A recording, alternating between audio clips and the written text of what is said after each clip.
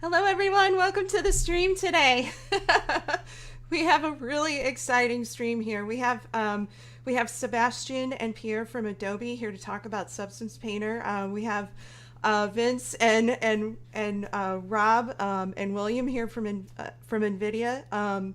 Super excited to talk about Substance Painter. If oh, hang on, my my screen. So if you haven't heard about Substance Painter, if you don't already have this tool in your workflow, you need to get it now. Painter is a powerful paint engine that allows you to paint seamless materials and patterns, images, filters, environment lights, particles, you name it. And it can automatically map your UVs to your models. So what I really like about Substance is that you can create and use procedural materials that can be easily imported and exported within the Omniverse ecosystem. So I'm really excited to talk about this with you guys today. And I know you guys from the community are really excited to hear from these guys. So without further ado, I'm Wendy, and my co-host here is Edmar. Edmar, do you Oh have my any God. announcements for us? Thank you, Wendy. Well, yeah, this is super exciting. So we're going to dive into it as quick as possible. But really quick, we do have a couple of things to share. One is that the Maiden Machinima contest is in full swing right now. So for anyone who wants to create a fun game trailer or movie trailer using assets that we're providing or your own, you can hop onto the Machinima contest, which is going through near the end of June. So it's plenty of time. So feel free to check out our Discord server. We're chatting about that on a special channel. We also just received a really cool video this week from one of our Omniverse users, Anderson Rohr. I think Wendy has a video we're going to show off in a second, Oh, but yeah. and Anderson is awesome. He's one of the gentlemen in the community that's really using audio to face in really cool and creative ways. He's for this video, it was a short film he did, just about a minute long, and it was for a contest he entered, I think with Epic, and he was able to bring in audio to face data into the Unreal Engine 5. And Wendy, if you want to hit play on that, Yeah, we let's should. take a look.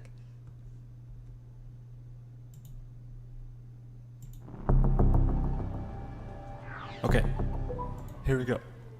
Initiate Project 101. Hi, I'm Indy. I'm a robot created by Anderson Rohr. I will be fully rated and ready for action soon. I can help the film industry with my stunt double skills. Initializing new voice. I have an AI neuro system. Been trained by millions of pictures of people. I can be a stunt Double double up anyone. anyone. This is a high confidential project. My system will shut down. Actually, I made this script and I was created by Anderson using the powerful Unreal Engine. My voice is AI generated in Replica Studios with AI lip sync generated in NVIDIA Omniverse audio to face. P.S. This is a behind the scenes, so editor, please put this scene with the credits shutting down.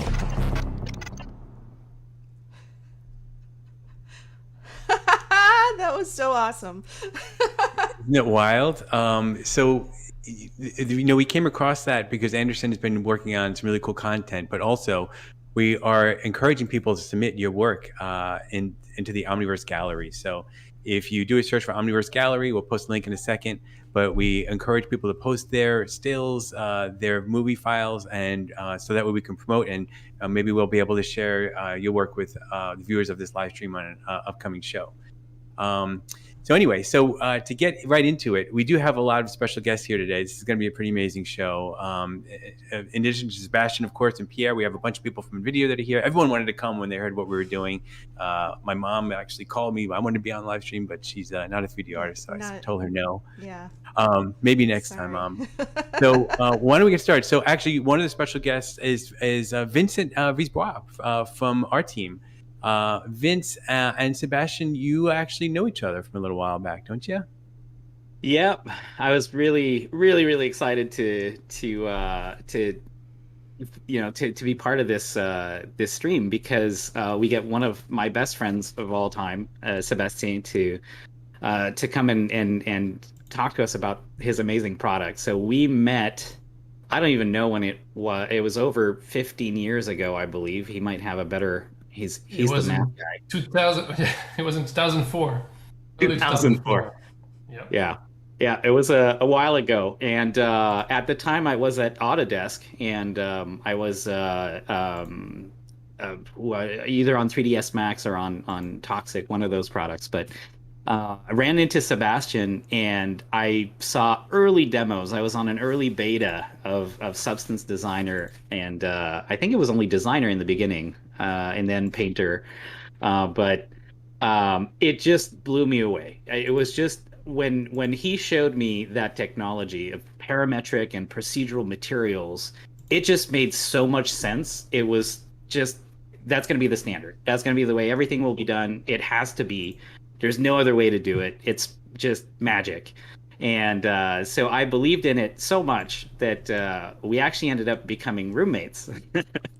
and really, really hit it off, and had a nice little place in Marina del Rey by the beach, and I got to sit right across from Sebastian. We both had our desks and face to face, and we would work. And I mean, I would work from the office most of the time, but whenever we were home and work, and being from Quebec and him being from Paris, we have slightly different French accents. So whenever he would talk with his team, he would go into his French from France, and I would point and laugh at him. And when my family would call, I would go into my French from Quebec, which is a bit more more guttural. Then he would point and laugh at me. It was a really fun time. Yep, that was awesome. Thank you. Thanks for having me. Thanks, Vincent. What you're describing is all true, and it was not even Substance Designer at the time. Actually, it was the pre-version of Designer. It was called MapZone, for those of you who know. And it was a Photoshop plugin, and then we had MapTime, which was a After Effects plugin. It was the same core engine. Yeah, it's the same core engine that you have in Substance Designer now. It was it was a long time ago, but you saw the light. In something that was very nascent. And you were one of these 1% of the audience who would get what I was talking about with a very bad French and a very thick French accent and very bad English. And you helped me with my English sense. Thank you for being here. Thank you for having me. I'm very happy to be here. Sorry.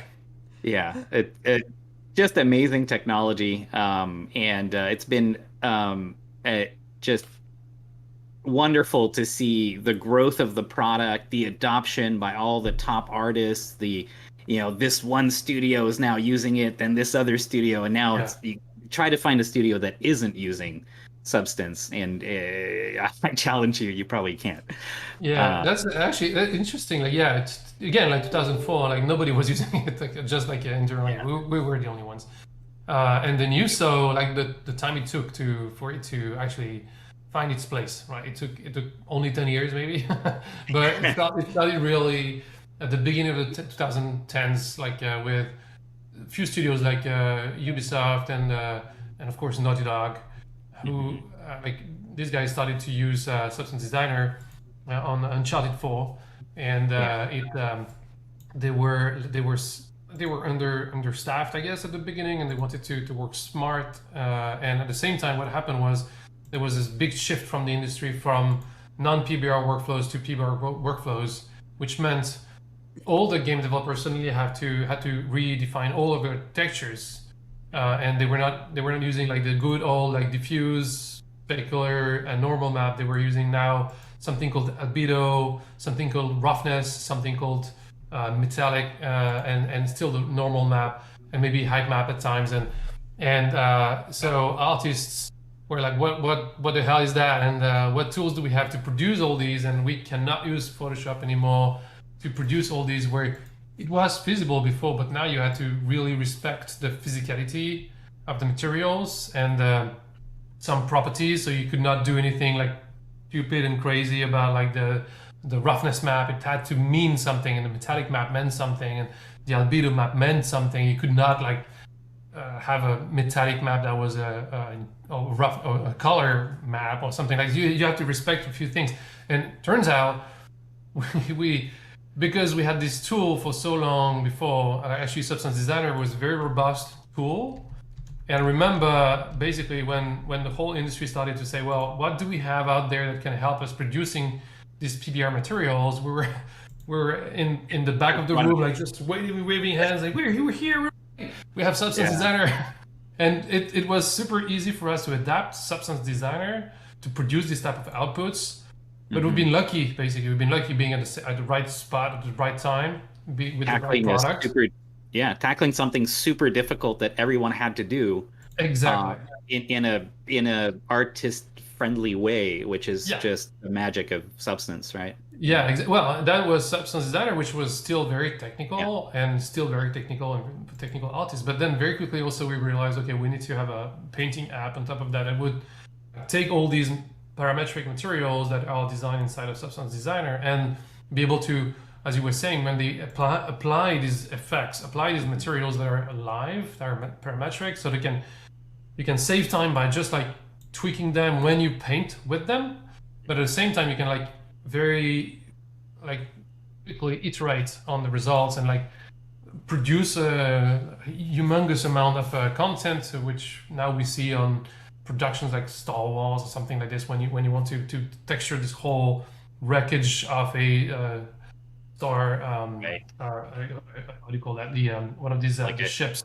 A ship, yeah. Yeah, and so you have like thousands of materials. So procedural ways of doing that is the right way of doing it, is because you want to create variations, you want to create a lot of content, but also you can use that like ability of creating this parametric materials to just like produce more interesting art, like what Rob is doing by basically being able to expose some of these meta parameters and tweak them to get to a point where, I mean, like I use the time I saved by applying something that does exist, that has been created for me, by then tweaking and making sure that it meets my artistic vision. And so it removes the bar, it removes some of the mundane work of like working on old pixels. And so it's well, it's nice to see now, like, I mean, as you were saying, like a painter and designer are used in most of the at least AAA game development studios that we know, and a lot of VFX houses now, a lot of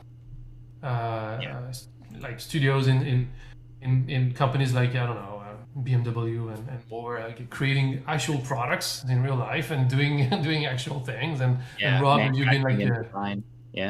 Exactly, product design, and again, like using 3D products coming from the world of games and real-time interactions and collaboration, which also where USD and you guys play a role. This is happening right now. This is great to see. And how did USD come into the picture, since you brought it up? Was it USD all along, or is that something new? Is it something that's been evolving with the industry, and kind of what's the benefit? Well, it's well, we've been noticing the birth of USD from like almost the start, because we love what everything Pixar is doing. Usually it's there is something in it, well researched. Yes, it's a smart bunch. So that's we like what they do, and we were like, okay, well, let's look at this. And it took us time to actually realize how much of an opportunity it was for us and for the whole industry, in fact. Because like maybe we have something that becomes a format, and it's more than a format, actually. It's an execution like mechanism, and the layering aspect and the collaborative aspect that comes naturally with it because of that layering aspect, and some like very specific properties, and the fact that it's open source. It checked a lot of boxes for us, and so we felt, okay, well, maybe we have to look clearly into it. And so then also what happened a couple of years ago is Guido Coroni, who was the VP of technology there and one of the founding fathers of USD at Pixar, joined us and joined the team at Adobe 3D Immersive as the senior director of engineering. Obviously, he was like enthusiastic about pushing USD. He's been like very, very nice, not like trying to over push for it, but he's like it was making so much sense in the end that it became something very natural. So for us, it's becoming something very central. So to our existing tools, what we try to do is to make sure that we connect naturally, so we can import export. That's the basic thing we can do.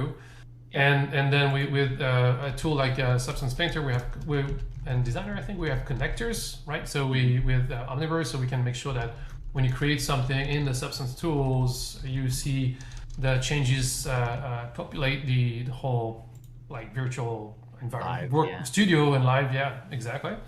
And now also we are looking to USD as maybe something more central to some of our future products and future development. So we have like initiatives internally that are platform initiatives that are based around USD.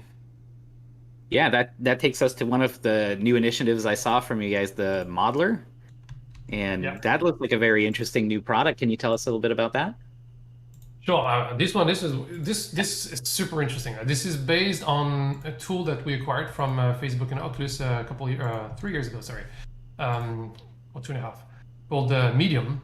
That is still this VR sculpting application that is based on SDFs, signed distance fields, and there was something magical, and there's still something magical about that tool when you actually wear a headset.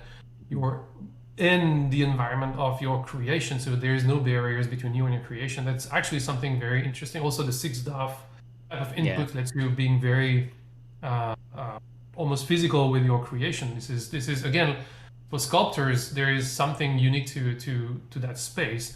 And so when we had the team join Adobe, and we were very happy to have them join, the goal was to get that to the more people, and so make it like so that it's available on VR and desktop at the same time, and you can go back and forth between the two, because I know, and we all know, that maybe wearing a headset like 8 hours a day is not something you want, especially for various reasons. So we wanted to be able to go desktop and VR and have different approaches, like, because you don't have the 6DoF inputs on desktop, which you have on VR. So, but we wanted to have this seamless experience between these two spaces. And Modeler, the team is incredible. So the team is coming from Medium, but also we have a designer from Microsoft, ex-Microsoft, working on Maquette at the time, and many other things. And we have also some people joining from Google who used to work on the what's it called again, like Tilt Brush. We have people also in the team joining from Media Molecule, who worked on Dreams. So it's a kind of a dream team, right, of sculpting in VR and desktop and in general. And we basically look at them and we're like, oh, whoa, what this guy, it's amazing to witness every day. We're like, okay, we have this idea, this vision, but you guys like blow up everything, and what you're doing is even better, and like so much better, in fact. And that's okay. Well, please do. Here's some food, water, feel good, and do your magic. And we just like every day is like Pierre can talk about it, but every day is like, wow, we cannot believe what the guys are developing with it. So yeah, so this one is not based on USD as a core. Like there's no. It was based on the basics of the foundations of Medium. But same thing, like we can export USD data. Or can we right now, or maybe soon? Maybe if you can keep me honest here, but anyway. Now or soon, you can export USD. Yeah, great. Yeah. So we do have a question that would be good to ask probably right now. Is there anything in the pipeline for Adobe Substance to work with CAD 3D data in the future with Omniverse? Yes, we do have importers. You have ways to automatically import CAD data from various pieces of software. Pierre is a specialist. He can talk about it. But yes, we have a bit of that. Yeah, I'm taking the CAD-man hat here. I used to work for KTF for 8 years, so I know a little bit about CAD. And indeed, the idea is to be able to import CAD data, especially for product design. Want to quickly open CAD data and start to work with it. So we have importer in Stager today, and it's definitely making sense to also being able to import to other tools, as we mentioned, Modeler, Painter, etc. So it's definitely something we're working on. And if you want to leverage the Omniverse side of things, we announced a large CAD importer suite that should be releasing very, very soon. So you could always also bring in your CAD into Nucleus, into Omniverse, and then using that connector, bring it right into Substance as well. So as long as you can get your CAD data into anything connected to Omniverse, Max, Maya, anything, you can get it in through the collaborative backdoor that is, collaborative structure of Omniverse. Yeah. That's awesome. That's awesome. That's the power of the ecosystem, right? And what we appreciate, what I think we like in what you guys are building is this ecosystem approach, and making sure that, like, whatever the tool you use, wherever you come from, and whatever your angle, you can have access to all this flow, and this flow is not stopped or blocked, or like there is no, or as little paywall as possible, right? Right. So that's great. Come with whatever tool you know, and it's actually been really amazing to see, and now having Substance as part of this whole ecosystem as well.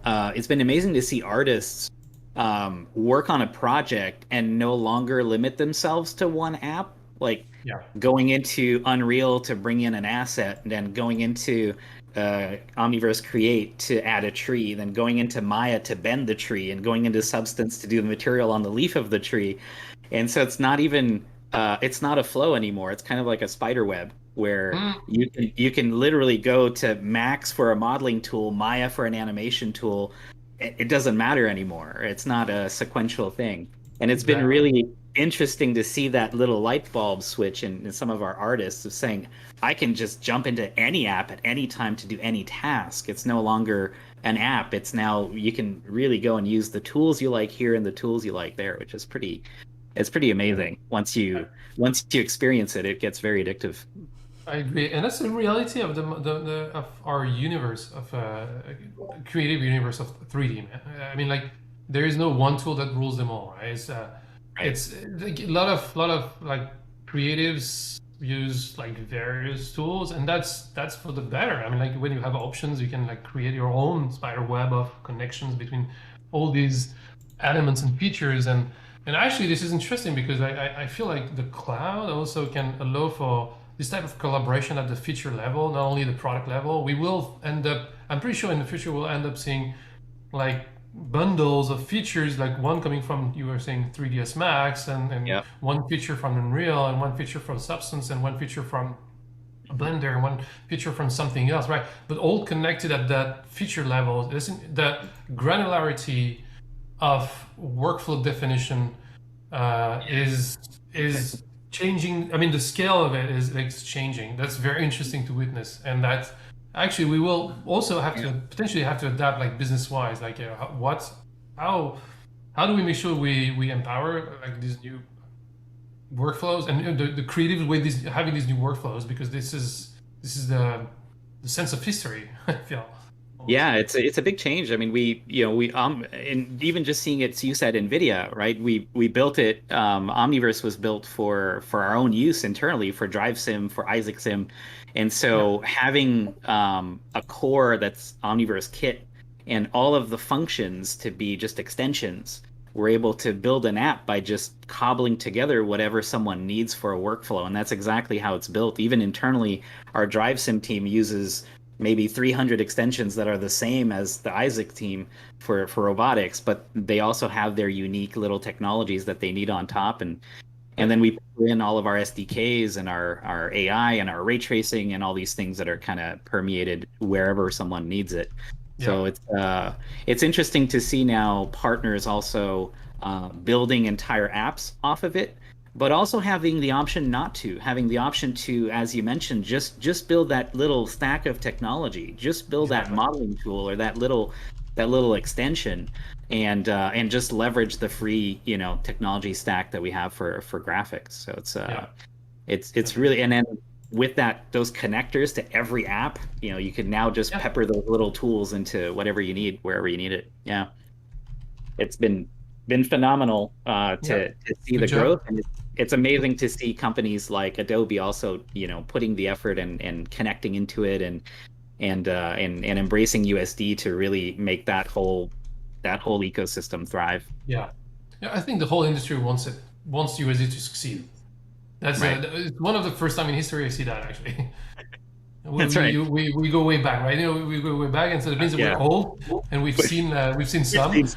We've seen a lot of formats. Yeah, and so it's one of the first times I see pretty much everybody I talk to hoping for USD to succeed and trying to make sure pushing for that to happen. It hits all the boxes, as you mentioned before, right? It's open source. It does what we need. It's got advantages. Yeah, it's great. Well, that's awesome.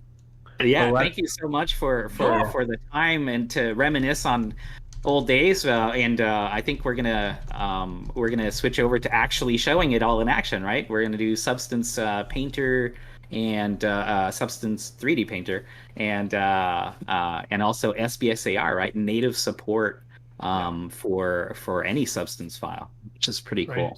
Well, thank you so much for joining. Pleasure. I will follow up on YouTube. I will leave you guys, but that was very nice. Thank you very much. Thanks.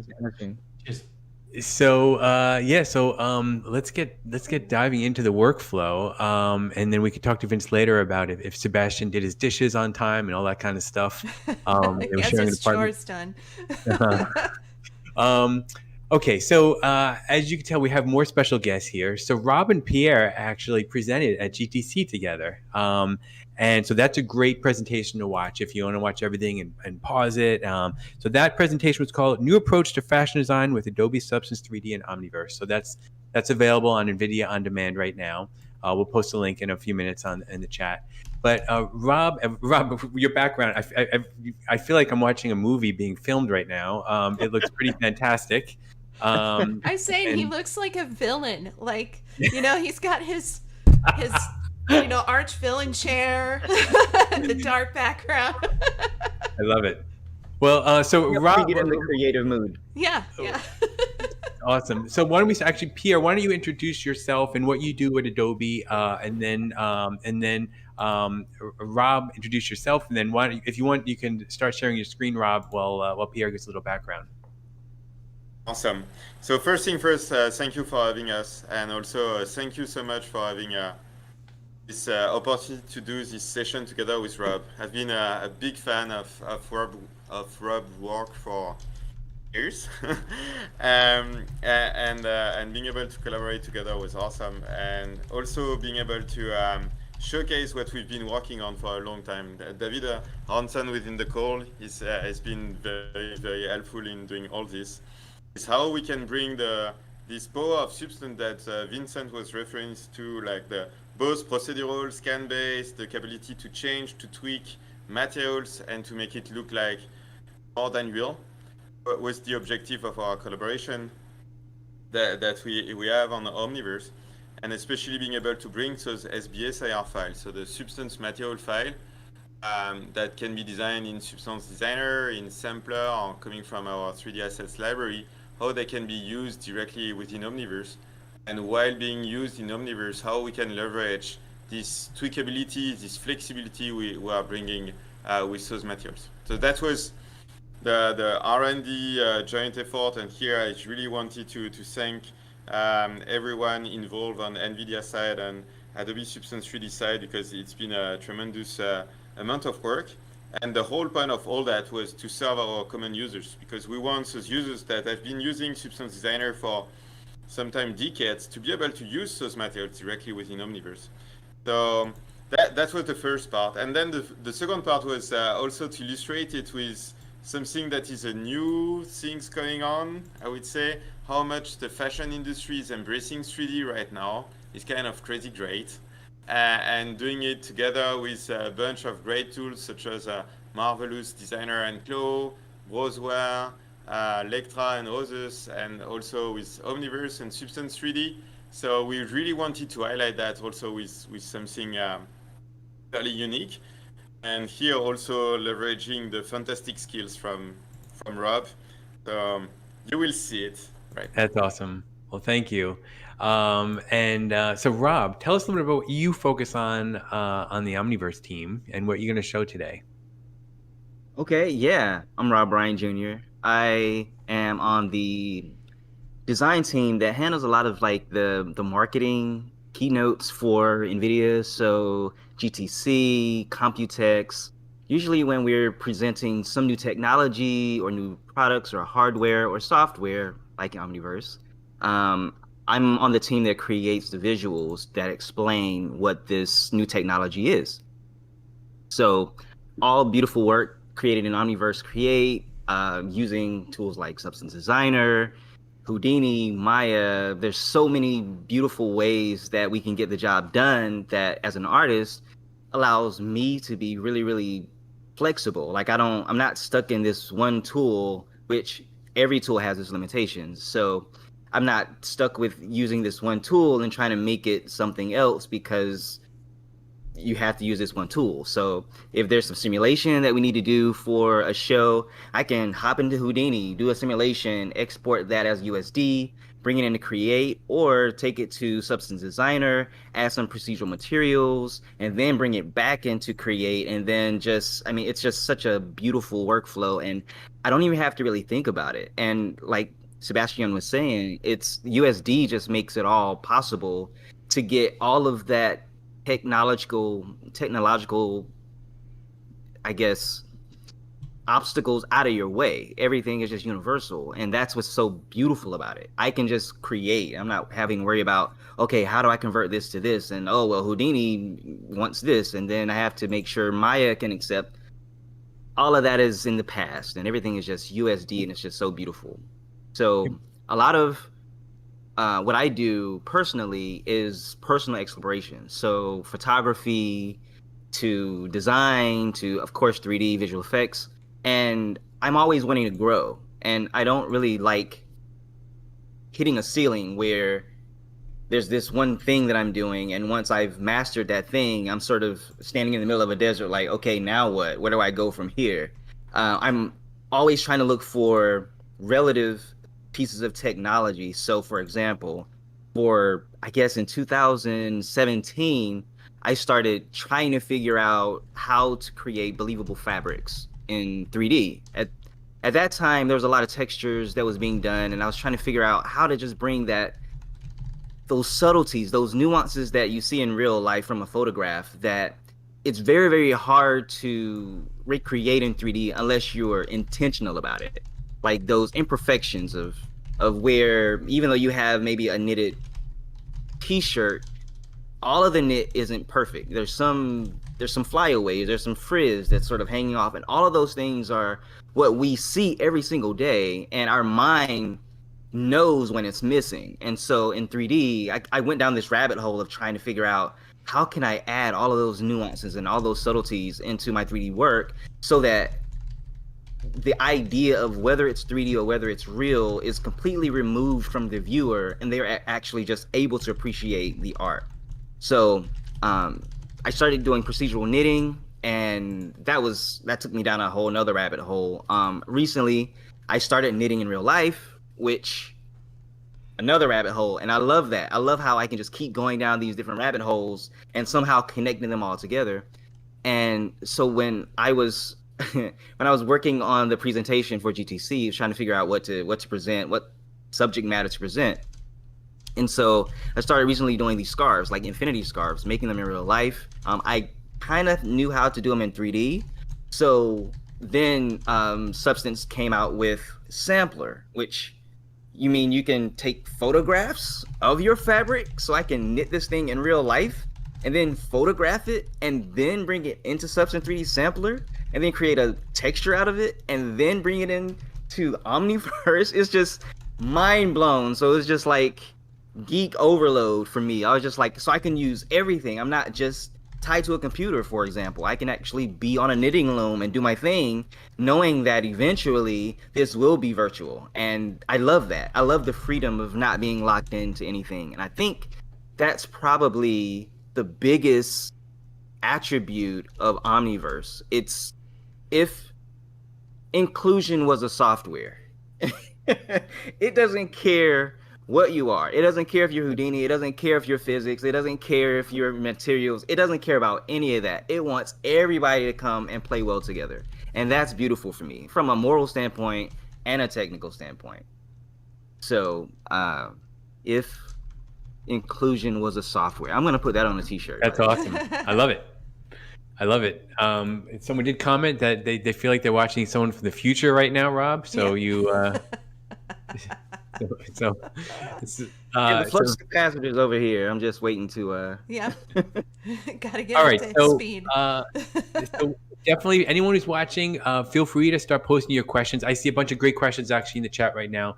Some of which don't are just about the Omniverse ecosystem in general. So we'll tackle those probably after the stream on Discord. So anyone come out after the stream, come on Discord, the Omniverse Discord. We have a channel, community voice chat. We can talk more broadly. But for now, during the live stream, since we have these experts here, if you have any question regarding the Adobe Substance workflow, we're going to show off in a second. That is this is the place to do that. So Rob, do you want to share your screen and we can? Absolutely. Yeah, let's begin. So let's make sure. Here we go. All right, so as I was saying a little bit earlier, when I was working on the content for the presentation, I was looking at how to use the software in its fullest capacity.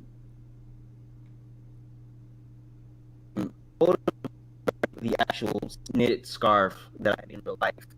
And I'm creating the texture using Substance 3D Sampler to be able to use Omniverse and start to do some rendering and look dev on it.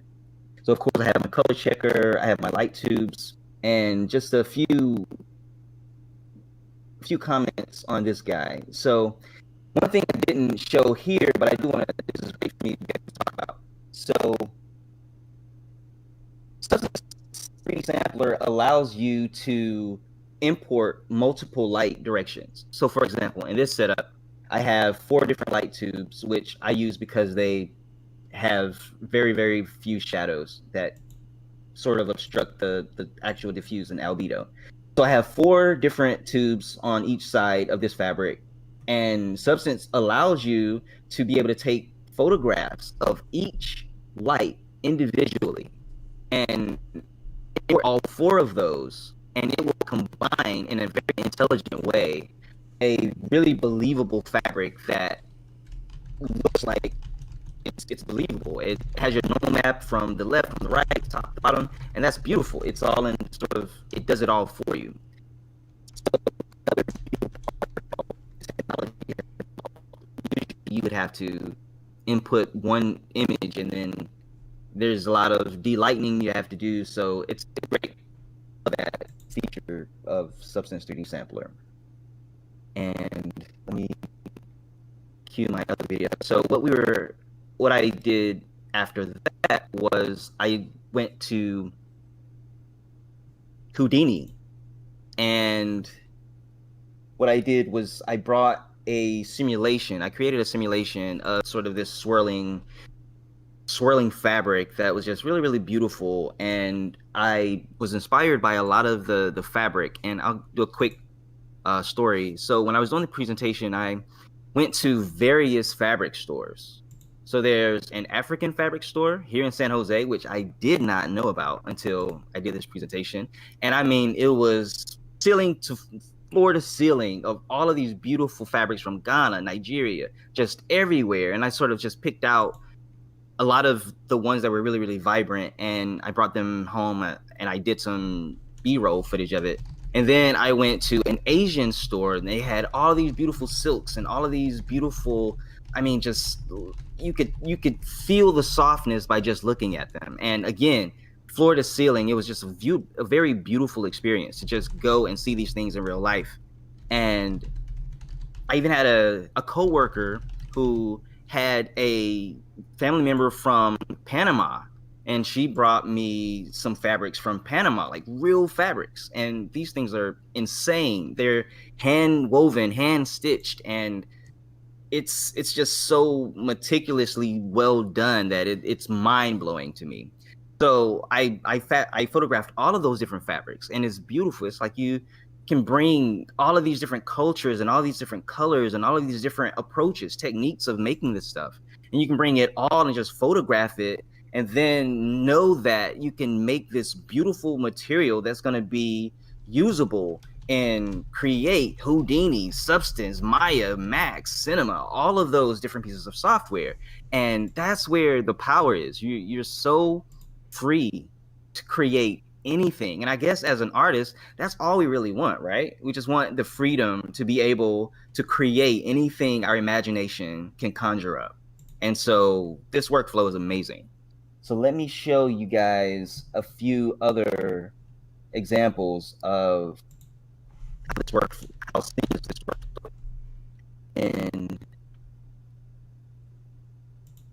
And if there's any questions, I can answer that while I'm queuing up the next video.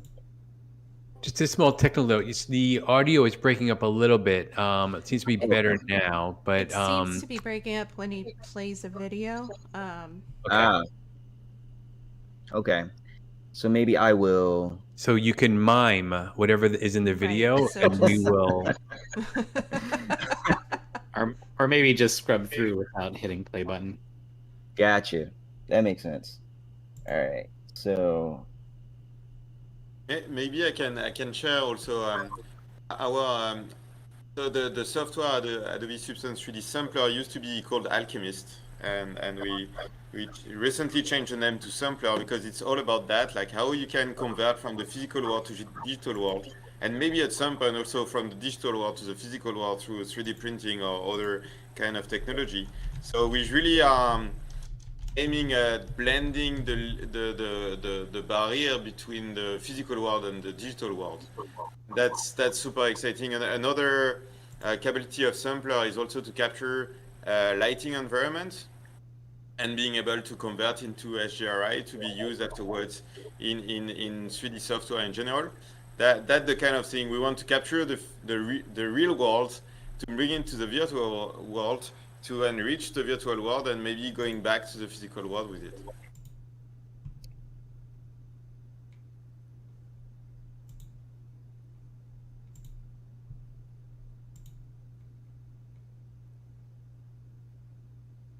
Awesome. Okay, I think we see. Yep. There we go. see my screen now? Yes. So this is Substance 3D Sampler. This is one of the default 3D models that is Fabric that I start with. And this is where I start to import the images that I took of the actual knit. And then I bring it in. And it automatically, in this magical way, it kind of does its best guess of what's going to make this the most successful texture. Hey Rob, sorry to interrupt. So your audio is breaking up a little bit still. Why don't you? Let's try this. Why don't you turn off your webcam? Maybe that's sucking up some bandwidth. We'll see if that helps. I'm not sure if there's anything else going on in the background, but let's try that. Okay. How about this? Is this better? Am I still breaking up? Right now, I think you're. Now you sound okay. Yeah. Okay, that's a good point. Thanks, Enmar. Well, we'll All right, see. I so don't know. here- I don't know if he's right yet. We'll see. Okay, so here I am. I brought the texture that I took of the actual knitted fabric, put it into Substance Sampler, and this is the software choosing the best values to make this seamless. And that's so it's amazing, because normally you would have to bring it into Photoshop, do some offsets, do some cloning stamp, and all this really painful techniques, and it just sort of really intelligently does it. It gives you really best guesses, so it kind of lets you crop if you need to, and it's very, very, very intuitive, and you don't really it's not even really like you're learning a new piece of software. It's so straightforward. It's what you see is what you get, you know? And I love that. So I also wanted to highlight something like it's also another part of our collaboration between NVIDIA and Substance 3D is that the image to material that we have is powered with artificial intelligence. And we've been training artificial intelligence by leveraging CUDA from NVIDIA. And so we ended up getting like really great results, especially on the normal map and the height map.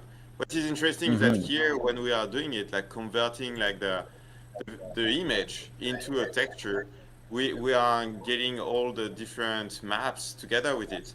And one of the biggest challenge was first to remove the shadow in the albedo, but then we extended to all the different maps.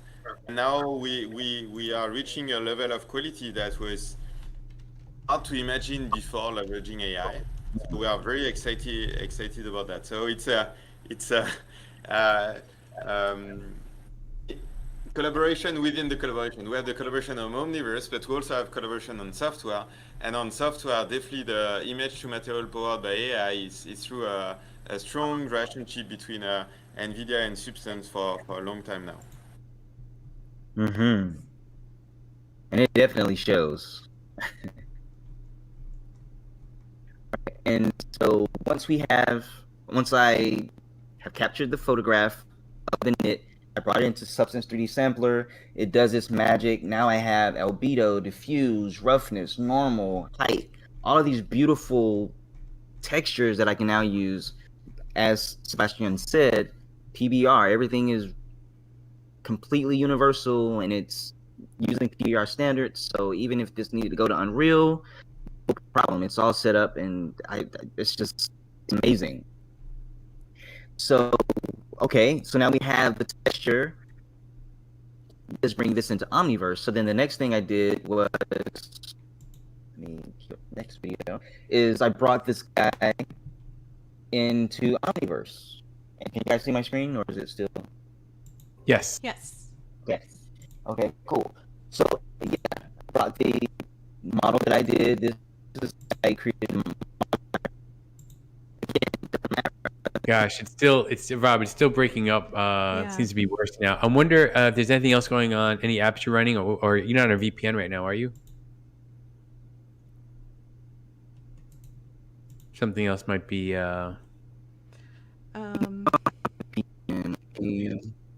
Yeah, we're losing your audio. Maybe disconnect, reconnect your mic, and change back to that mic in your settings.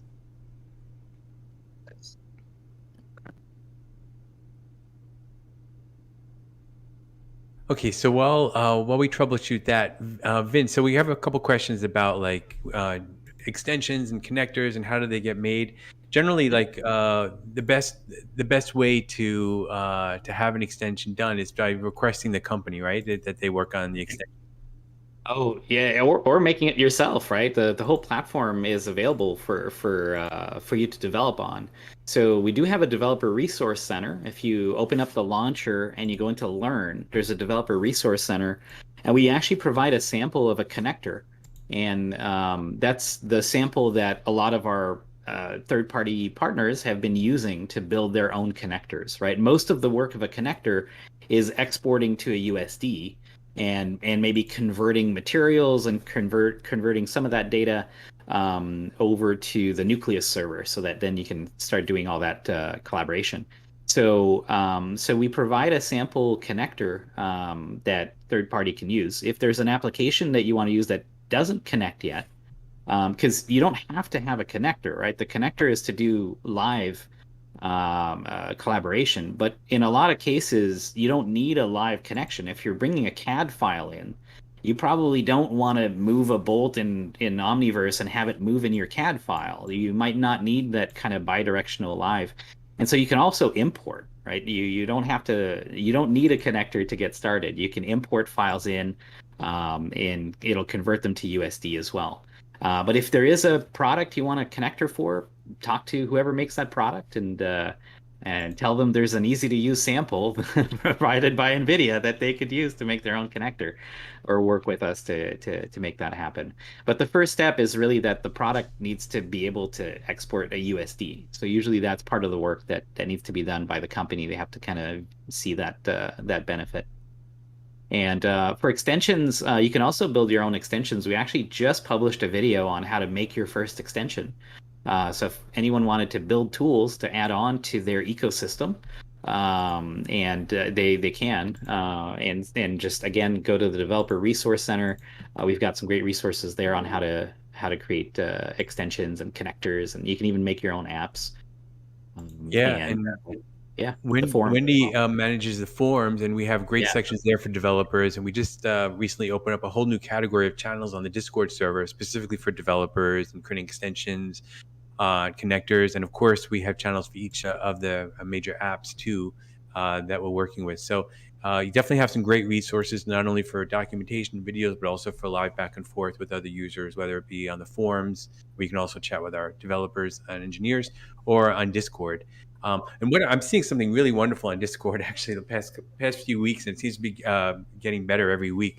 I'm seeing we have Wendy knows this already. I'm preaching to the choir, but we have an amazing community.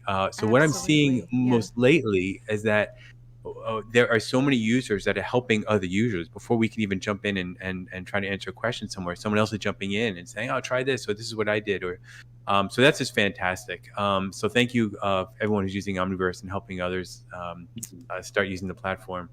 I think Rob may be back. Does it look like Rob? Are you back? Yes.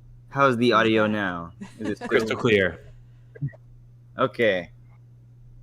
All right, let's try this again. Let's see. Let me know if it still gets choppy again. It chops in a little bit. It might be a positional thing or an angle to the mic, but it's much better than it was. Okay, awesome. All right, so yeah, once I have the model that I did in Marvelous Designer, I brought that into Omniverse Create, and I am able to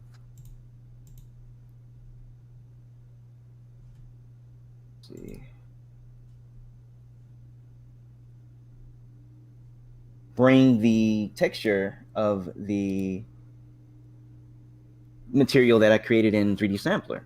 So brought that in, all of the parameters that I would normally use, like UV, the UV1, UV2, I can scale them independently to make this look believable. So I'm adding the different UV coordinates. I think I'm at 50 and 50. And as you can see, this is pretty believable. I mean, for a texture that I made from a real photograph. And it's crazy. Of course, I have a normal map. This is the normal map that I'm using. That again it's absolutely amazing. So this particular piece of this element here, I also created this knitting scarf, an alternate version that I created in Houdini using procedural knitting. So this is actual geometry that I'm using, and I'm using the same texture that I would use for the geometry from Marvelous Designer for this knitted texture that I created in Houdini. And as you can see, it holds up. So this is Marvelous Designer, and this is Houdini. And again, this is the power of it all. It's you can use one texture and repurpose it over and over and over and over again in many different ways. Yeah, we talk a lot about collaboration between different users working on the same scene, but obviously there's a huge benefit to collaborating with yourself and other apps as you're showing off right now. Absolutely. And when Sebastian was mentioning that earlier about USD and the power of it, you know, it really changes the timeline of a particular project. Because normally you have a, you know, pre-production, and then you have layout, and then you have modeling, and then you have texturing, and then you have lighting and look dev, and then you have animation, and then all these things. But the beautiful thing about this is while version A of me is photographing this knit texture. Version B of me would be simulating this or creating this in Marvelous Designer or Houdini.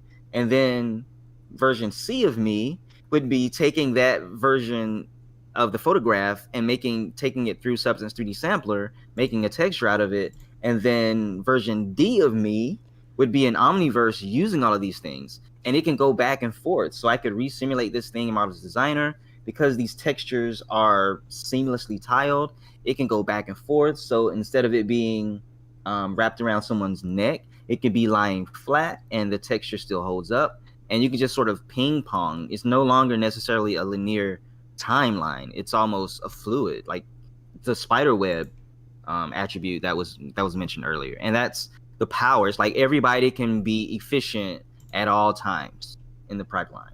And that's powerful. So Rob, you are truly a superhero. You are 4 times yourself. You can split yourself in 4. I'm proud to work with all versions of Rob. NVIDIA Omniverse invents cloning. Rob, actually, speaking of versions of Rob, so someone did ask in the stream a little while ago if you have an ArtStation page where someone could check out your work. What's the best place for people to check out the stuff that you're working on here? Oh, yeah, sure. So it's my name, Rob Bryant Jr., ROBBRYANT JR. And that's my handle for Instagram, ArtStation, Twitter, just about everywhere, YouTube, everywhere. Okay, awesome. So. Very cool.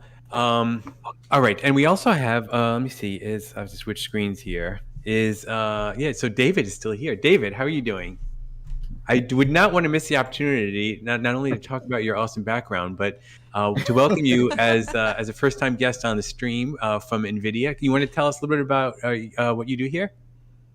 I help Adobe take advantage of the GPU and bring awesomeness to the world. Nice. Well, thank you. That's what I do. Thank you. We saw a lot of really supportive comments and surprising, really impressed people watching the stream and what they were watching. So yeah, hats off to the team for pulling everything together like this. Really, really fantastic. Is there any point that you want to make that maybe we missed earlier? Just that Adobe does, with Adobe and Omniverse is doing even more than the Painter plugin, is that there also is the materials from Substance Designer are also live linked and via another connector that we ship with Create, and people should try that out. That's awesome. Yes. And for anyone watching who has not installed Omniverse yet, it's really easy. And as Vince mentioned earlier, the best place to get information on learning, documentation, and videos is actually inside the Omniverse launcher itself. So once you install the Omniverse launcher, you'll have access to an easy way to install extensions and apps, and of course all the tutorials and news videos that I just mentioned. Speaking of which, on the forums, we just created a new post yesterday, I think, talking about all the upcoming events that Omniverse team will be participating with, both physical and hybrid events that you can attend, but also on the updated live stream schedule. And thanks to a great member of our team, Amelia, who's been really helping to nail down a schedule that goes further and further out. We have a nice couple months planned of the live stream. So starting with next week, we're going to be doing a live stream on Omniverse XR, which is pretty fun. Yeah. And Vince, what's so exciting? What's all this new kind of excitement over XR? Why are people excited about it? Yeah, I think it really comes back to a little bit what Sebastian was talking about with a Substance 3D modeler, right? You can put on a VR headset and sculpt using six degrees of freedom, and you have that immersive effect that can help you sculpt things. Same thing for Omniverse XR, since all of our apps are connected through the Nucleus server. You can have someone that's in Substance 3D working on materials, Substance 3D Painter working on materials, while someone in Maya is modeling something, while someone's in VR exploring that environment and putting in trees with the Omniverse tools, or so it's yet another way to experience the same data, that same USD file. And the fact that these different applications and different viewing mechanisms can apply to the same file, the same scene that's live connected. Again, blows your mind, right? I was talking about before going and pick this tool from there and this tool from there and this tool from there to do your work. But now part of your flow can even be, okay, now I'm going to put on my VR headset and I'm going to go kick balls around and you know, change the scene or go move things on the desk the way that, you know, I could sit there in my chair and actually move things the way I would really place them physically in 3D. So it's yet another porthole into your data, yet another way to interact with it. And I think it's going to be really a really amazing way of, and especially with collaboration with multiple people, being able to assemble a scene for something and then go in it and walk through it and say, does this look right? Like, would a car be there? Or would this, you know, having that different perspective and point of view on it? It's going to be amazing. You know, even if the final output is a rendered image, just the ability to go and explore things in VR and use it as a mechanism to interact with your scene is just going to be magic, right? I think ray tracing, with ray tracing, full ray tracing. Exactly. I actually tried. Yeah, I tried it with my my Oculus, the Quest 2 connected to my PC, and I have two 3090s in there, and I was able to just take a car model from TurboSquid, stick it in a HDR environment, and go and explore the vehicle in all its glory. Right, not optimized for a game engine. It's you know, millions of polygons and every single detail there. And it's all ray traced. I can go look at the headlights and see all the intricacies of how the lighting goes through all that. It's really amazing to have that new functionality, that new ability to explore differently. It's gonna be a blast. So definitely tune in next week, same time as this week's live stream. We're gonna dive into what is available right now in Omniverse XR. Then also, let me see, shortly after that, I think we're going to be meeting with the Modulus team. Vince, do you want to tell us a little bit what Modulus is, people who haven't heard of it before? Let me see what the definition is right now. It was changing. Yeah, it's expanded from what it used to be. It used to be it came from from SimNet, which was a way of doing analysis of airflow and like a whole bunch of different things.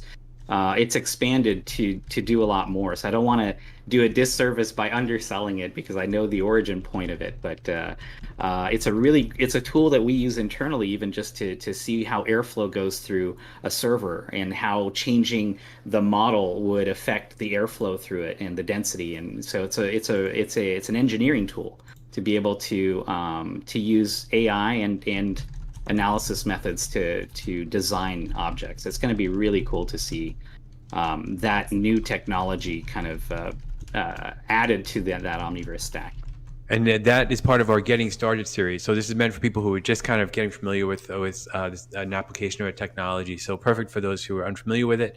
That's on June 1st. And then after that, because we're in the middle or just starting out with the Machinima contest, I should say, we're going to have a live stream on June 8th with cartoon animator Benny D, who's awesome. We've had him on before with Real Illusion.